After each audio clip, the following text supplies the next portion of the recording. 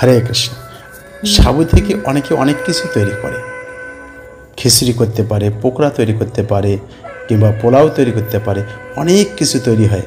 কিন্তু আজকে একটি বিশেষ পদ আমরা শ্রবণ করব, যে পদটি আপনি নিজে ঘরে তৈরি করতে পারেন, অর্থাৎ রুটি। একাদশীতে কি রুটি খাওয়া যায়? হ্যাঁ, একাদশীতে অবশ্যই আপনি রুটি তৈরি করে সুন্দরভাবে ভগবানকে ভোগ অর্পণ করতে পারেন। আপনারা আজকে জানুন একাদশীতে সাবুর কীভাবে রুটি তৈরি করা যায়। অত্যন্ত সুস্বাদু হবে এবং ভগবানকে আপনার ভোগ অর্পণ করে অত্যন্ত সুন্দরভাবে আপনার প্রসাদ পেতে পারেন। আসুন আমরা এখন জেনে নিই কীভাবে আপনার এই একাদশীতে রুটি তৈরি করবেন। হরে কৃষ্ণ। আপনারা দেখতে পাচ্ছেন এই সাবুর চাপাটি কিভাবে বানানো হয়। সাবুর ব্রতের দিনে বা একাদশীর দিনে আপনারা এই সাবুর চাপাটি এবং একটা কিছু সবজি বানিয়ে ব্রত উদযাপন করতে পারেন হালকা পথে। আপনারা প্রথমে সাবুটাকে হালকা কড়াতে গরম করবেন। গরম করার পর একটু ঠান্ডা হলে ওটাকে গ্রাইন্ডিং করতে হয়।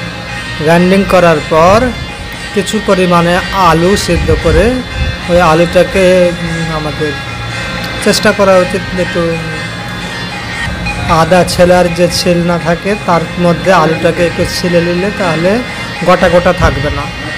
এরপর ওটাকে যেভাবে আটা মাখানো হয় সেভাবে সাবু গুঁড়ো এবং আলুটা দিয়ে মাখাতে হবে। যদি মনে হয় শক্ত হয়ে গেছে তাহলে একটু জল মেশাতে পারেন এবং লবণ দিতে পারেন পরিমাণ মতো। তারপর কিছু গুঁড়ো সাবুর গুঁড়ো কিছু পরিমাণে রাখতে পারেন। ওই সাবুর গুঁড়ো দিয়ে যেভাবে রুটি বেলা হয় ঠিক সেইভাবে বেলে শুকনো তাওয়াতে আপনারা ভাজতে পারেন, তেল না দিয়ে। পুরো যেভাবে চাপাটি বানানো হয় পুরো বড় বড় হয়ে ফুলে যাবে চাপাটিগুলো। এভাবে আপনারা সাবু দিয়ে চাপাটি বানাতে পারেন ব্রতের দিনে। সে সাথে অন্য ব্রতে যেহেতু কচু মূল হয় সেহেতু কচু খাওয়া যেতে পারে। আপনারা আমি বানিয়েছি কচু এবং আলুর দম।